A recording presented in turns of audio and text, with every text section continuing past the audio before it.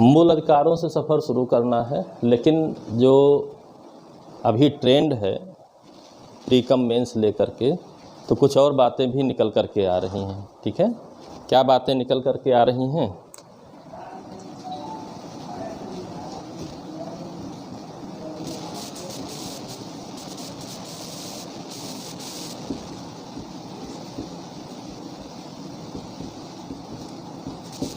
मूल अधिकार बनाम मानव अधिकार।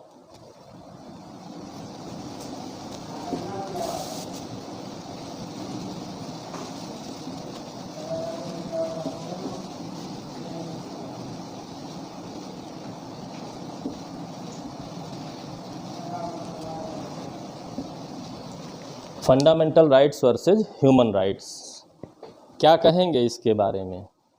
इसके बारे में क्या कहेंगे?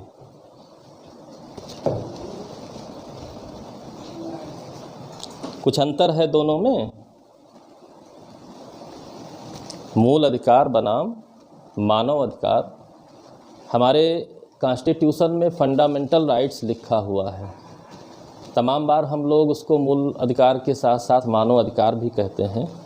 ठीक है, कोई दिक्कत नहीं है उसमें, ठीक, लेकिन तैयारी करने वालों को जानना पड़ेगा कि आखिर शब्दों का जो प्रयोग हो रहा है उसके मायने क्या हैं। ठीक है, कि मूल अधिकार किन्हें कहा जा रहा है, मानव अधिकार किन्हें कहा जा रहा है। देखा जाए तो दोनों एक जैसे ही दिखते हैं, लेकिन क्या कोई बेसिक डिफरेंस है? कोई basic difference fundamental rights versus human rights में? क्योंकि अब प्रश्न कुछ इस तरीके से आ रहे हैं, अब प्रश्न कुछ इस तरीके से आ रहे हैं। ठीक, राष्ट्रीय स्तर से लेकर के अंतर्राष्ट्रीय स्तर तक चर्चा में है। ठीक, केवल ऐसी चर्चा नहीं है कि हम बस संविधान के जरिए ही पढ़ लें, बल्कि इसकी व्यापकता ये है कि अपने देश के साथ साथ पूरे विश्व में लगातार चर्चा का विषय बना हुआ है। इसलिए आपको पूरी बात तह तक जाननी ज़रूरी है, हर एक तरीके से जाननी ज़रूरी है। बाकी जब हम पार्ट 3 में आएंगे कॉन्स्टिट्यूशन के फंडामेंटल राइट के रूप में, तो वहाँ पर पढ़ने में कोई समस्या नहीं है, आर्टिकल्स पढ़ने में कोई समस्या नहीं है। हम सीधे तौर पे पढ़ते जाएंगे कि 12 क्या कहता है, 13 क्या कहता है, 14 क्या कहता है। ठीक, कौन कौन से टाइप्स के जो है फंडामेंटल राइट्स उसमें लिखे हुए हैं, क्या है क्या नहीं, वो अपनी जगह की बात है। लेकिन यहाँ पर एक डिफ्रेंसिएशन जानना ज़रूरी है कि फंडामेंटल राइट भी कहा जा रहा है, ह्यूमन राइट्स भी कहा जा रहा है। अगर इस प्रश्न को इस तरह बना दिया जाए कि संविधान निर्माताओं ने पार्ट 3 को ह्यूमन राइट्स ना लिख करके फंडामेंटल राइट्स क्यों लिखा, तो कोई उत्तर देगा? क्यों ऐसा है? कोई भी ह्यूमन राइट्स लिख दे।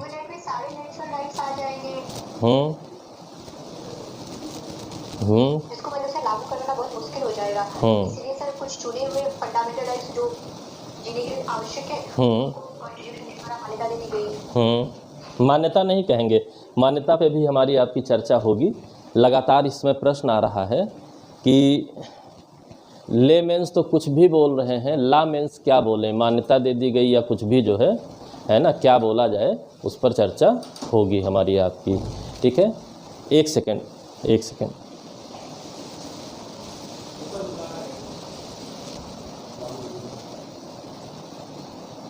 चलिए, कुछ हद तक बात ये ठीक है कि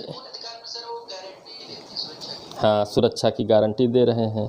मेन मेरा क्वेश्चन ये है, दोनों लोगों की बात सही है, मेन मेरा क्वेश्चन ये है कि अगर ह्यूमन राइट्स ही लिख दिया जाता तो कौन सी ऐसी समस्या हो जाती? संरक्षित कर रहे हैं, प्रोटेक्ट कर रहे हैं, ठीक है, तो क्या इन शब्दों में भी कोई डिफरेंस है? तो एक लाइन लेंथ पे जो है बोला गया कि मानव अधिकार और यहाँ मूल अधिकार में जीवन जीने के लिए मानव अधिकार क्या है, इंडिविजुअल जानना पड़ेगा। मूल अधिकार क्या है, इंडिविजुअल जानना पड़ेगा। तो पहले मानव अधिकार जान लेते हैं, क्योंकि इसकी चर्चा बहुत समय से है, हमेशा से है। ठीक है, ह्यूमन राइट्स को अगर सरलतल भाषा में कहा जाए तो क्या है? ठीक है, पहली चीज़, ठीक, अभी सारी चीज़ें इधर कितनी चीज़ें ट्रांसफ़र होंगी वो अपने आप क्लियर हो जाएगा।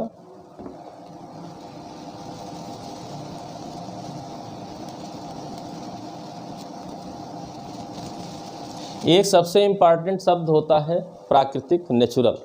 ठीक है, प्राकृतिक नेचुरल का अर्थ क्या होता है?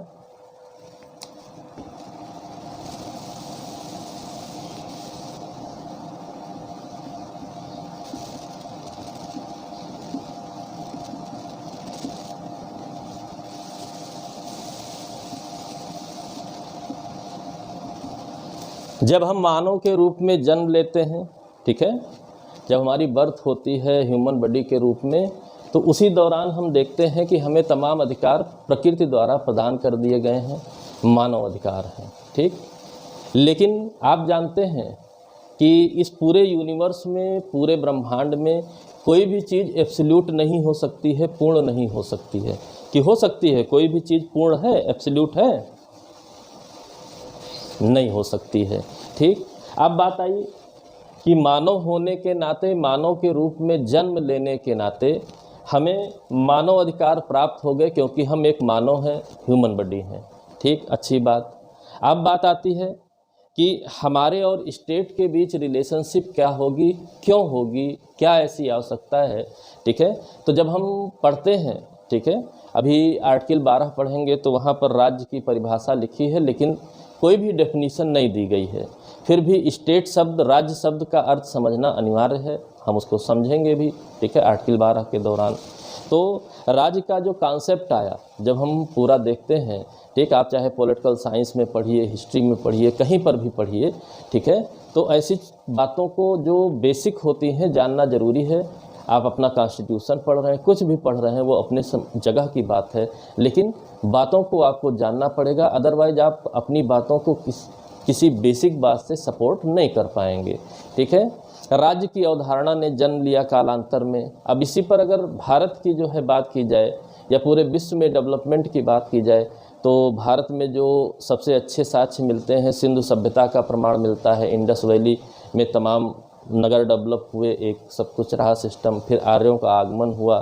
ठीक है, नए सिरे से शासन व्यवस्था परिभाषित की गई, वैदिक काल, उत्तर वैदिक काल, महाजनपद काल। ठीक है, फिर साम्राज्यवाद का उदय हो गया, साम्राज्यों का निर्माण होने लगा। तो राजा की क्या क्या भूमिका किस समय रही आप जानते हैं। राजा से स्टेट की पहचान हुई, राज्य की क्या क्या भूमिका हुई वो भी आप जानते हैं। तो राज्य का कॉन्सेप्ट आने का अर्थ था कि हम मानव होने के नाते ही किन्हीं बातों पर अपना नियंत्रण रखना चाहते थे, कोई चीज़ एब्सोल्यूट हो करके किसी अन्य का जो है नुकसान न करने पाए। ठीक, तो एक धीरे धीरे धीरे धीरे धीरे बातें चर्चा में रहती थीं कि आपका अधिकार है, बिल्कुल है, मानव होने के नाते आपका अधिकार है, लेकिन ऐसा आप अपने अधिकार का प्रयोग ना करिए कि दूसरे के, किसी के मानव के अधिकार, मानव हो, वो भी मानव है, मानव अधिकार पर कोई अतिक्रमण हो, कहीं से आप उस पर नुकसान पहुंचा रहे हो। ऐसी तमाम बातें शुरुआत से ही चर्चा में रह रही हैं। ठीक, जब हमारा भारत देश स्वतंत्र हुआ, ठीक है, इस दौरान हर तरीके का समय हमने देखा हुआ था।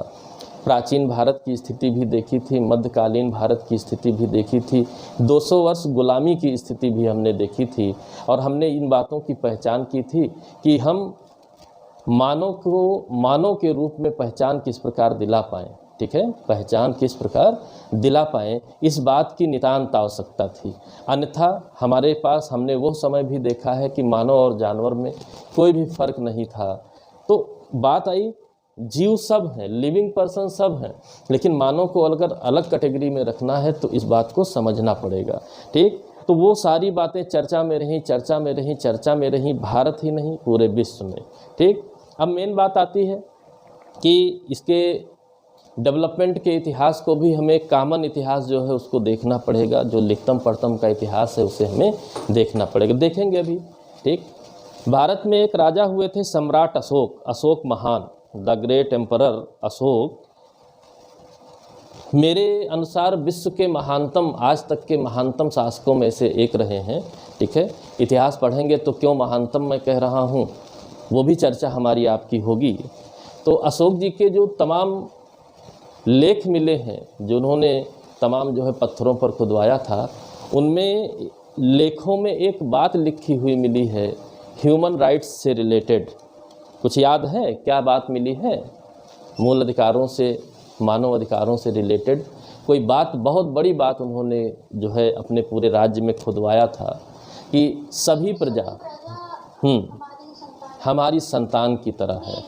ठीक है, हाँ, यानी कि एक राजा अपनी पूरी प्रजा को एक संतान की तरह मान रहा है। यानी कि हम जैसे घर परिवार में रहते हैं वैसे केवल अपना घर परिवार न देखते हुए पूरे स्टेट को, पूरे राज्य को घर परिवार की तरह देखना, संतान की तरह देखना। अब बात आई, संतान भी संतान की स्थिति में कब रहेगी? जब उसके अधिकारों का संरक्षण रहेगा।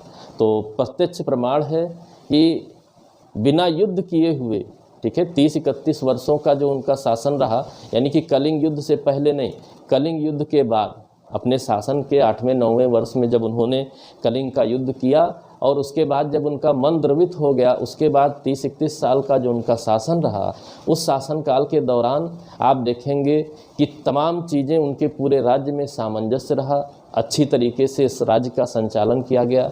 ठीक है, सेंट्रलाइज्ड शासन होने के बावजूद भी राज्य में जनता सुखी थी, और सुखी थी इसी वजह से विद्रोह नहीं हुए, तमाम बातें ऐसी रहीं।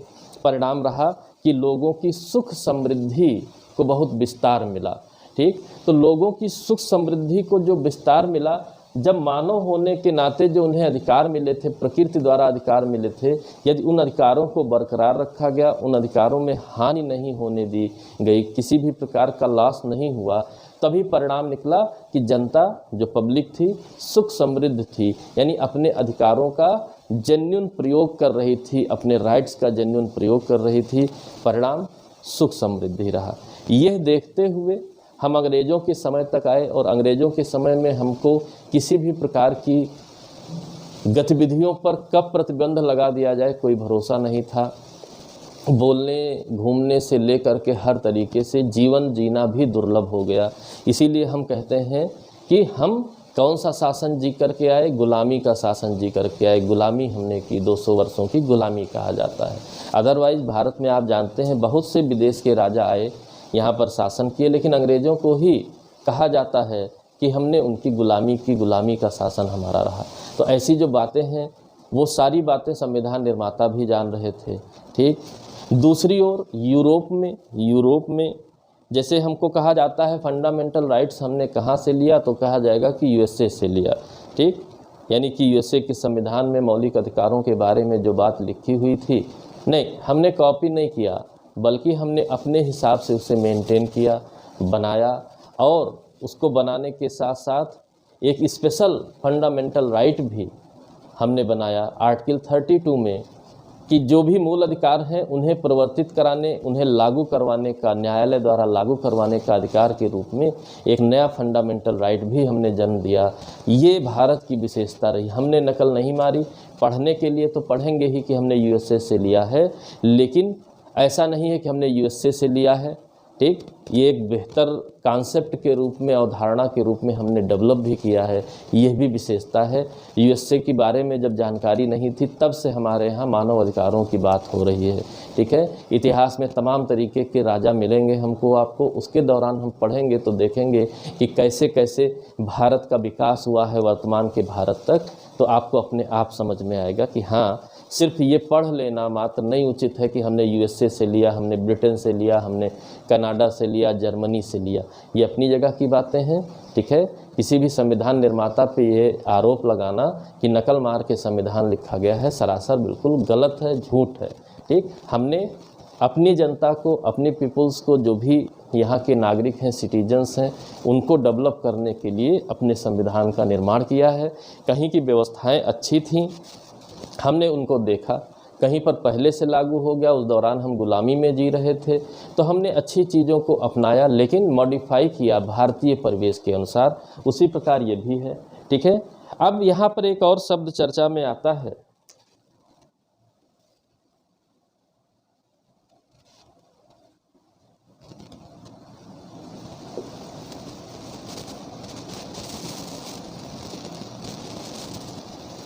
Magna carta. ये शब्द क्या है? मैग्ना कार्टा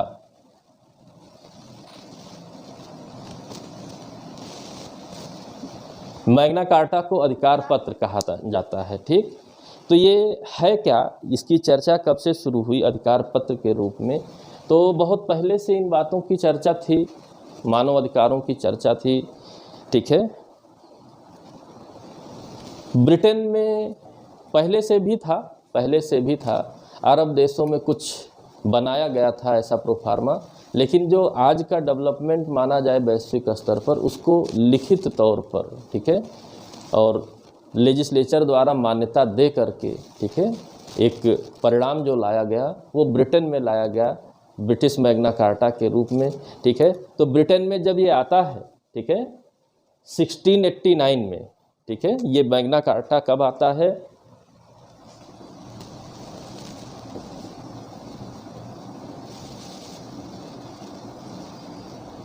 1689 में, 1689 ईस्वी में आता है। इसकी पूरे विश्व में चर्चा होती है। 1689 ईस्वी में भारत की क्या स्थिति थी? भारत में कौन था प्रमुख शासक? किसी को याद है? औरंगजेब था, ठीक है। तो यहाँ पर औरंगजेब थे, लेकिन ब्रिटिश शासन व्यवस्था में फेरबदल हो चुका था। वहाँ पर मैग्ना कार्टा के रूप में अधिकार पत्रों का एक दस्तावेज लॉन्च किया गया। उसी के आधार पर तमाम चर्चाएं हुई, सब कुछ हुआ और डेवलपमेंट हुआ जो फंडामेंटल राइट्स के रूप में रहा, ठीक। तो वहाँ के राजा के क्या अधिकार हैं, क्या वहाँ पर राजा की स्थिति है, स्टेटस है, उसके हिसाब से हमने कई प्रश्नों के आधार पे चर्चा किया और ये बात निकल कर के आती है, ठीक है, ये बात निकल कर के आती है कि वहाँ के जो क्राउन था, क्राउन एक सिंबॉलिक शासक बना और वहाँ पर संसदीय प्रणाली की स्थापना करके, पार्लियामेंट्री सिस्टम की स्थापना करके एक नई नींव डाली गई संसदीय व्यवस्था की, ठीक, नए सिरे से मॉडिफाइड नींव डाली गई। हालांकि हमारे यहाँ संसदीय व्यवस्था प्राचीन काल में ही मिलता है। वैदिक काल में आपने पढ़ा होगा, सभा और समित नाम की प्रजापति की 2 पुत्रियाँ होती थीं, ठीक है, ऐसी कुछ लाइन पढ़े होंगे। तो सभा और समित में यही था, जैसे आज का राज्यसभा है, सभा थी, और समित में जैसे आज लोकसभा है, उसी तरीके से।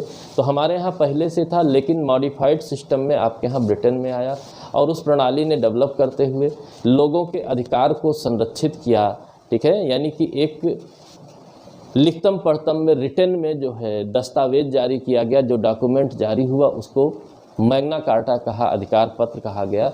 यानी कि वहाँ पर ये बताया गया, वहाँ का थीम ये था कि लोगों के अधिकार राजा द्वारा दिए जा रहे हैं। ऐसी बात निकल कर के क्यों आई?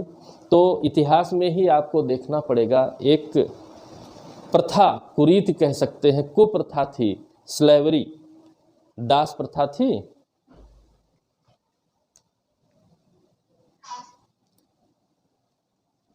देखिए यहाँ आपको डायरेक्ट क्वेश्चन मिलेंगे, लेकिन यहाँ इनडायरेक्टली तमाम चीज़ों के बारे में आपको जानना पढ़ना पड़ेगा। दास प्रथा को अगर सिंपली कहना हो तो क्या कहा जाएगा? क्या है ये? अगर सामान्य भाषा में इसे एक्सप्लेन करना हो, डिफाइन करना हो स्लेवरी को, तो आप क्या बताएंगे?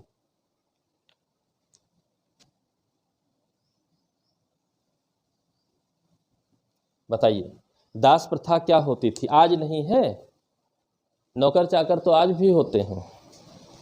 इसमें उसमें क्या अंतर है? दास प्रथा, स्लेवरी क्या है? कोई बताएगा?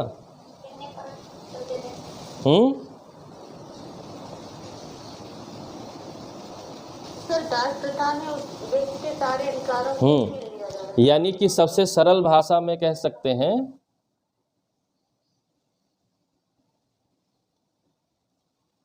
अधिकार शून्य होता था, ठीक है।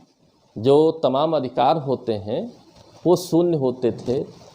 यहाँ तक कि जीने का अधिकार भी उनके हाथ में नहीं था। जो दास होते थे वो अपनी इच्छा से जी और मर भी नहीं सकते थे। सब कुछ जो मास्टर उनका होता था, स्वामी होता था, उसी के हाथों में होता था। इतनी स्थिति खराब थी दासों की, ठीक है। जो कुछ कह दिया गया मशीन की तरह मानना ही मानना था। ये कोई प्रश्न नहीं कर सकते थे, ये कोई तर्क नहीं कर सकते थे। जिए, मरें, खाएं, पिएं, किसी भी चीज़ पर इनको जो भी नियंत्रण था, सारी चीज़ों का स्वामी का, इनके मास्टर का नियंत्रण था। उसी के अकॉर्डिंग इनकी ज़िंदगी चलती थी। ठीक है, दास प्रथा इतनी बुरी प्रथा थी, अधिकार शून्य की स्थिति थी, पूरे विश्व में प्रचलित थी। इस दौरान नागरिकों के भी जो है तमाम अधिकार शून्य रहते थे, बहुत कुछ उन्हें प्राप्त नहीं हो पाता था। तो नए सिरे से मॉडिफाइड सिस्टम, इसीलिए मैंने कहा मॉडिफाइड सिस्टम में जो मैग्ना कार्टा का कॉन्सेप्ट लाया गया वो ब्रिटेन में लाया गया मैग्ना कार्टा के रूप में, और अधिकार पत्र दिया गया, नागरिकों के कुछ अधिकारों को प्रदत्त करके संरक्षित किया गया और कहा गया कि मानव होने के नाते ऐसे अधिकार आपके अधिकार हैं, इनके साथ जब आप जिएंगे तभी आपको एहसास होगा कि आप मानव हैं, अदरवाइज़ आपको एहसास नहीं होगा कि आप मानव हैं। यानी कि लिविंग पर्सन होते हुए भी आप जानवरों की श्रेणी में हैं, एनिमल्स की कैटेगरी में जाते हैं या ह्यूमन बॉडी की श्रेणी में जाते हैं, किस कैटेगरी में जाते हैं ये निर्भर करता है हमारे अधिकारों के इस्तेमाल के आधार पर। तो ये बातें धीरे धीरे डेवलप होती रहीं। फ्रांस में भी इसका सबसे अच्छा जो स्ट्रक्चर बनाया गया, ठीक है। यहाँ पर ब्रिटेन ने तो कहा था मैग्ना कार्टा के बारे में कि राजा ने आपको दान दे दिया, लेकिन फ्रांस ने इसे कुछ और बताया 1789 में। 17 यानी 100 साल बाद फ्रांस में कुछ होता है।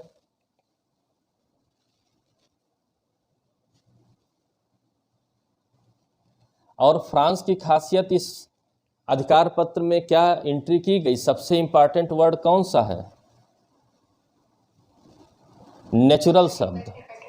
हाँ, सबसे अगर एक शब्द चुनना हो तो नेचुरल शब्द चुनते हैं कि प्राकृतिक है। आप क्या देंगे, हम क्या देंगे, ये प्रकृति ने ही हमको दे रखा है। मानव होने के नाते, मानव के रूप में जन्म लेने मात्र से ही नेचुरल उसे माना गया। ये एक बहुत बड़ा डेवलपमेंट रहा वैश्विक आधार पर, ठीक है, कि अनरिडमेबल हैं, नेचुरल हैं, ठीक है, तमाम तरीके से इसे एक्सप्लेन किया गया। लेकिन एक शब्द सबसे इम्पॉर्टेंट रहा, होली शब्द भी फ्रांस में यूज किया गया, लेकिन एक शब्द जो सबसे इम्पॉर्टेंट रहा, जो आगे के मूल अधिकारों के डेवलपमेंट में सहायक बना, वो शब्द था नेचुरल, ठीक है, नेचुरल शब्द, प्राकृतिक शब्द, ठीक। यानी किसी का कोई एहसान नहीं है, यह प्रकृति की व्यवस्था है, प्रकृति द्वारा प्रदत्त व्यवस्था है। इसका आप ये ना कहिए कि हम एहसान कर रहे हैं। तो ये जो बदलाव हुआ, इसने नई दिशा दी पूरे विश्व में ह्यूमन राइट्स के डेवलपमेंट में। और होते होते होते 1947 में स्वतंत्र होने के बाद जब हमने अपने संविधान की रचना की, तो हमने पूरे विश्व के डेवलपमेंट को, भारत के डेवलपमेंट को सब कुछ देखते हुए, और जो कमियां हुई थीं जिसके कारण हमें एहसास नहीं हो पाता था कि हम मानव हैं या जानवर हैं, उन कमियों को दूर करते हुए तब भारत में पार्ट 3 में आपके फंडामेंटल राइट्स के रूप में लिखा गया, ह्यूमन राइट्स के रूप में नहीं, ठीक। फंडामेंटल राइट्स भविष्य का भी एक द्योतक शब्द है कि इसको इस तरीके से बनाया जाए कि भविष्य में भी नुकसान ना होने पाए। नेचुरल तो है ही है ह्यूमन राइट्स के रूप में, लेकिन भविष्य में भी नुकसान ना होने पाए, दूसरे के राइट्स पर कोई प्रभाव, दुष्प्रभाव इस तरह न पड़ने पाए कि जस्टिस का नुकसान हो। ऐसी तमाम बातों को सोचते हुए तब हमने फंडामेंटल राइट्स को लिखा। यानी अगर देखा जाए ह्यूमन राइट्स क्या है, नेचुरल अधिकारों की बात करते हैं, ठीक। अब इनका जब प्रोटेक्ट किया गया तो बैलेंस बनाया गया, उस व्यक्ति के अधिकार को और किसी और के अधिकार में कोई नुकसान ना होने पाए, सही ढंग से इस्तेमाल किया जाए, सही ढंग से यूज किया जाए, राज्य कोई अनावश्यक हस्तक्षेप ना कर सके। ऐसी जब सब व्यवस्थाएं बनाई गईं तब इसे फंडामेंटल राइट्स के रूप में लिखा गया। अब इसी को दूसरी भाषा में अगर कहा जाए तो अगर ह्यूमन राइट्स नेचुरल हैं, प्राकृतिक हैं, ठीक है, इनके लिए कोई रेमेडी नहीं दी जा सकती है, अनरेमेडेबल हैं, ठीक है, होली हैं, तो इन्हें हम शब्दों में नहीं लिख सकते हैं। बात को समझिएगा, ह्यूमन राइट्स अगर प्राकृतिक हैं, ठीक है, अप्रतिदेय हैं, पवित्र हैं, तो इन्हें हम शब्दों में नहीं लिख सकते हैं। तो हमें यहाँ शब्द यूज करने थे, हमें यहाँ शब्द यूज करने थे। देना नहीं था ह्यूमन राइट्स, बल्कि कुछ प्रोटेक्शन देना था और इस प्रकार उसे नियंत्रित करना था कि अदर्स के ह्यूमन राइट्स में कोई डिस्टर्बेंस ना होने पाए। तब हमने क्या शब्द चुना, फंडामेंटल राइट के रूप में शब्द चुना, मूल अधिकार के रूप में शब्द चुना। ठीक है, सारे अर्थ यही होते हैं, लेकिन वर्ड्स में हमने फंडामेंटल राइट्स चुना। इन मानव अधिकारों के आधार पर ही, ह्यूमन राइट्स के आधार पर ही हम फंडामेंटल राइट्स को एक्सप्लेन करते हैं। ठीक है, बेस ये है, एक्सप्लेनेशन फंडामेंटल राइट्स में मिलता है। ठीक है, फंडामेंटल राइट्स के जरिए हम डायरेक्शंस को बताते हैं कि किस दिशा में प्रयोग किया जाए तो इसका सर्वाधिक लाभ होगा, मैक्सिमम लोगों के इंटरेस्ट को सेव किया जाएगा, मेंटेन किया जा सकेगा हर एक चीज़, ताकि एक अंतिम उद्देश्य भी आता है, ताकि हमारा देश अच्छे ढंग से प्रोग्रेसिव रूप में आगे की ओर जा सके, नुकसान ना होने पाए। ये दोनों के बीच एक छोटा सा रिलेशनशिप है कि मानव अधिकारों का जो डेवलपमेंट हुआ, हमने फंडामेंटल राइट्स के रूप में लिख करके उसे प्रोटेक्ट किया, कुछ डायरेक्शंस बनाए शब्दों के आधार पे, ताकि लोगों के इंटरेस्ट को इंक्रीज़ किया जा सके, और इस प्रकार इंक्रीज ना किया जाए कि दूसरे के इंटरेस्ट डिक्रीज होने पाएँ। ऐसे नियंत्रण प्रणाली के आधार पर पूरा सिस्टम बनाते हुए हमने फंडामेंटल राइट्स को अपने संविधान के भाग 3 में लिखा। बात से सहमत हैं?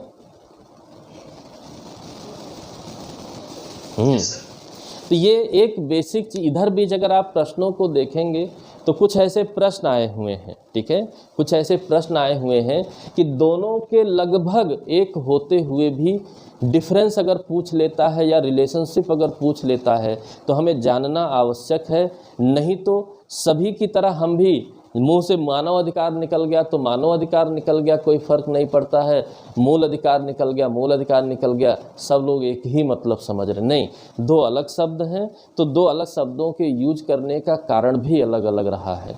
ठीक है, तो एक सामान्य सी बात है, फंडामेंटल राइट्स हमने यूज किया है, मूल अधिकार हमने यूज किया है। ठीक है, जो नेचुरल ह्यूमन राइट्स थे उनको, ठीक है, उनको प्रोटेक्शन प्रदान की है with some circumstances and guidelines, ताकि दूसरों के ह्यूमन राइट्स में कोई इस प्रकार का हस्तक्षेप ना होने पाए कि वहाँ डिक्रीजमेंट हो, घटौती हो, नुकसान हो, बल्कि सभी को समान मिल सके।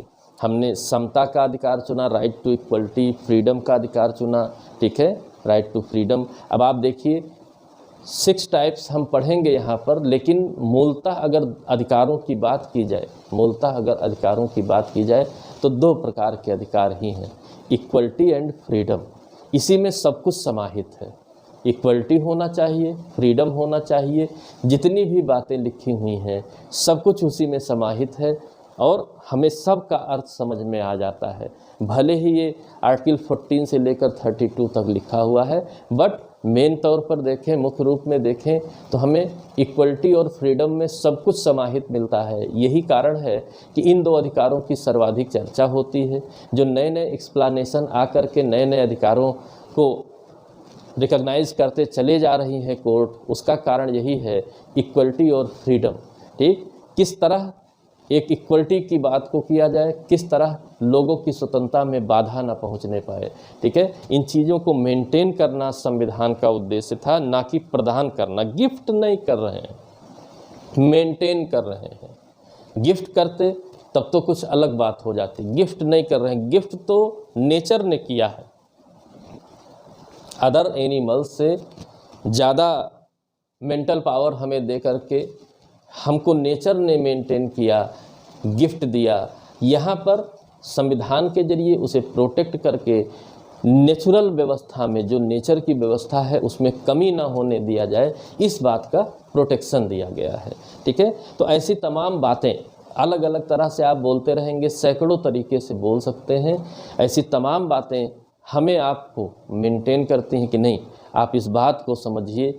वास्तविक जो आपका क्वेश्चन है यह समझना अनिवार्य होता है कि संविधान में इसे क्यों इंटर किया गया है। संविधान में अगर इसे लिखा गया है तो उसका कोई कारण है, उस पर कोई चर्चाएं हैं।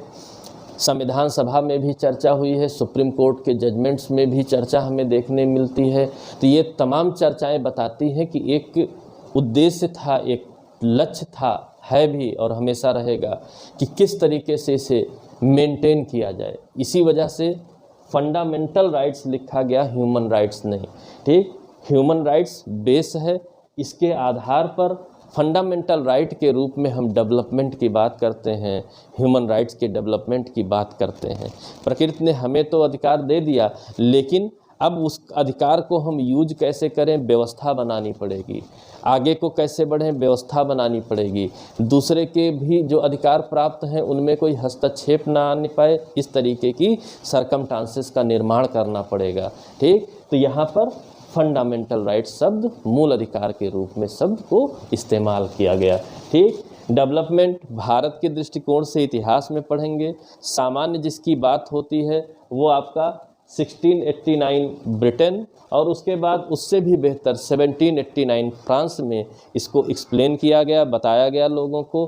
ठीक है, पूरी दुनिया में चर्चा में आई बातें, यही सब चीज़ें जो चर्चा में आ रही थी, जो बदलाव थे, इन्हीं ने नई दुनिया की नींव रखी। इसी दौरान साइंस का भी डेवलपमेंट हो रहा था, विज्ञान ने भी नई दुनिया की नींव रखी।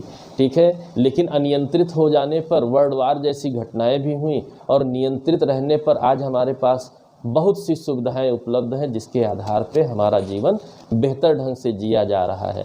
मेडिकल फैसिलिटीज़ हैं, पावर फैसिलिटीज़ हैं, सब कुछ। और आप देखिए कि जो फैसिलिटीज़ हमें मिली, कि हमको एहसास हो कि हम ह्यूमन बॉडी हैं, हमारा जीवन अच्छे से गुजर रहा है, वही फैसिलिटीज़ धीरे धीरे फंडामेंटल राइट्स के तहत, ठीक है, हमें स्वास्थ्य का अधिकार मिला। ठीक है, केसला भी हमें पढ़ना है। ठीक है, M.H. हास्कार्ट में कुछ ऐसा कहा गया है स्वस्थ जीवन जीने का।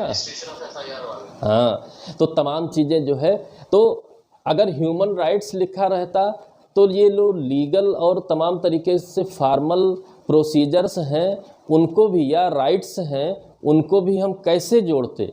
ठीक है, कैसे जोड़ते। प्रकृति ने मानव होने के नाते आपको ह्यूमन राइट्स दिया, लेकिन अब आप कहें कि प्रकाश का अधिकार, लाइट का अधिकार हमारा अधिकार है, तो सनलाइट लीजिए, रात में लाइट की बात मत करिए। ठीक है, मून लाइट में आप अपना काम करिए, लेकिन बिजली पाने का अधिकार, आहार पाने का अधिकार, स्टेट पर ड्यूटीज डाली गई। क्या ऐसा कुछ रहा है? इन फंडामेंटल राइट्स के जरिए स्टेट पर ड्यूटीज डाली गई हैं कि हमारा डेवलपमेंट हो। ठीक, ह्यूमन राइट्स ड्यूटीज नहीं डालता है।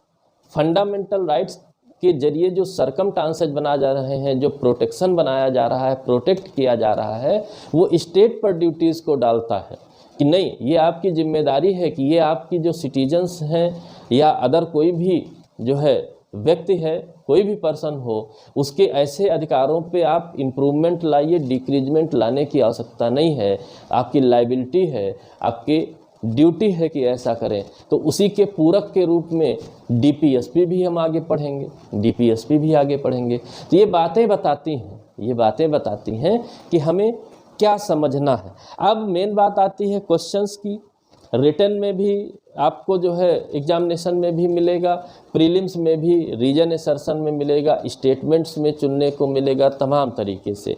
तो आप ये जानिए कि दोनों शब्द कोई विरोधी नहीं है, लेकिन दोनों की अपनी वैल्यूज हैं। इन वैल्यूज के अकॉर्डिंग अपने आंसर को आप चुनिए और लिखिए। आपका आंसर अच्छा बनेगा, आपको नंबर मिलेगा।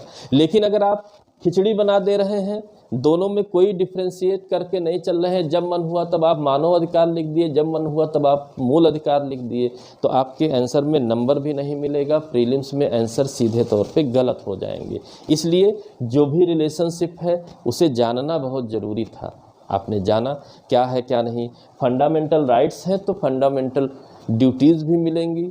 ठीक है, DPSP यानी कि स्टेट की ड्यूटीज़ भी मिलेंगी डायरेक्शन के रूप में, तमाम चीज़ें मिलेंगी।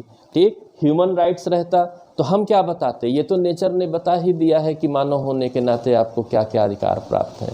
ठीक है, हम क्या बताते? हम कौन सी गाइडलाइंस को सेट करते? इसीलिए संविधान निर्माताओं ने फंडामेंटल राइट्स शब्द यूज किया, ना कि ह्यूमन राइट्स शब्द यूज किया।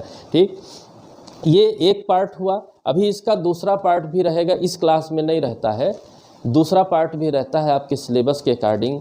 ठीक है, यूनिवर्सल डिक्लेरेशन है कोई ह्यूमन राइट्स पर,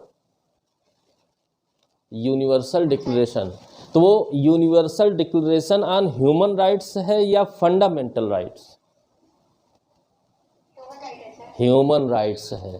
ठीक, क्या यूएनओ कोई अथॉरिटी है कि विश्व में लोगों पर जो है फंडामेंटल राइट के रूप में डायरेक्शन सेट कर सके? ऐसी अथॉरिटी तो है नहीं। तो उसने क्या घोषित किया? सार्वभौम घोषणा पत्र में उसने क्या घोषित किया? ह्यूमन राइट्स, कि मानव होने के नाते आपके क्या क्या अधिकार हैं, इनकी बात किया। और स्टेट्स को कहा कि ये अधिकार हैं, इनमें आप कोई भी डिस्टरबेंस क्रिएट ना करिएगा, क्योंकि वो केवल लोगों को सचेत करने के लिए कर सकता था, स्टेट्स को सचेत करने के लिए कर सकता था, ना कि उन पर कुछ थोप सकता है, प्रेशराइज नहीं कर सकता है। क्योंकि यूएनओ आप जानते हैं सहमति पर आधारित एक यूनियन है, संगठन है, ठीक है, ना कि कोई सुपीरियर अथॉरिटी है, सुपीरियर अथॉरिटी नहीं है। बट यहाँ अगर हम स्टेट्स की बात करते हैं तो स्टेट में जैसे हमारे यहाँ डेमोक्रेसी है, डेमोक्रेसी में हमने अपने राइट्स को, अपने अधिकारों को संविधान में अंतर्निहित करते हुए स्टेट को सुपीरियरिटी दे दी है, ताकि वो हमें गाइड कर सके और एक बैलेंस बना सके, आपस में कोई डिस्टरबेंस ना होने पाए और सभी का इंटरेस्ट, सभी या अधिकतम लोगों का इंटरेस्ट मेंटेन किया जा सके, ऐसे उद्देश्य हैं।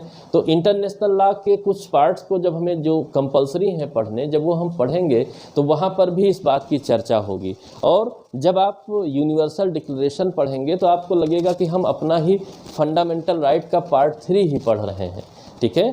वहाँ और ज़्यादा एक्सप्लेन करके लिखा है, हमने और अच्छे से उसे सजाते हुए थोड़े से ही खंडों में लिख करके हर बात कह दी है, हर तरीके से प्रोटेक्शन की व्यवस्था बना दी है, ठीक है। तो वो रिलेशनशिप भी पढ़ना है तो वो अदर पार्ट में रहेगा, यहाँ पर नहीं रहेगा। बस दिमाग में रखे रहिए कि यूनिवर्सल डिक्लेरेशन आप जो आपका है, ठीक है, ह्यूमन राइट्स का, यूएनओ का, वो भी आपका एक मोस्ट इम्पॉर्टेंट क्वेश्चन रहेगा with fundamental rights of Indian constitution. तो जब दोनों को मिलाएंगे तब उसका एक अलग आपका रहेगा चैप्टर, उस हिसाब से हम लोग पढ़ें।